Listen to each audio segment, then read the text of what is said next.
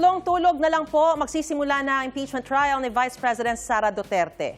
Sa Lunes po yan, July 6. Batay sa inilabas na pre-trial order ng impeachment court, Lunes, Martes at Miyerkules ang paglilitis tuwing alas 2 ng hapon. Mag-iiba naman po ang schedule nito sa huling linggo ng Hulyo. July 27, wala pong impeachment trial dahil sa State of the Nation address ni Pangulong Bongbong Marcos. Simula July 28, tuwing Martes, Miyerkules at Huwebes na po ang paglilitis. Alas 3 na po ng hapon ito sisimulan. Hindi pa tukoy kung hanggang kailan magtatagal ang impeachment trial. Pero may nakalaang 62 araw para sa House Prosecution Panel para sa presentasyon nila ng Articles of Impeachment.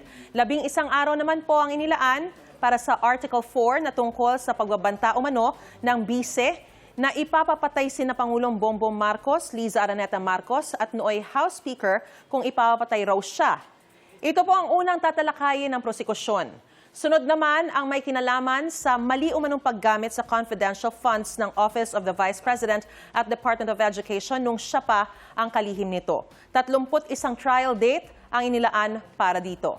8 araw naman para sa article ukol sa panunuhol umano ng bise sa ilang DepEd officials para udyukan silang lumabag sa procurement laws. Habang 12 araw para sa hindi umano maipaliwanag na yaman ng bise.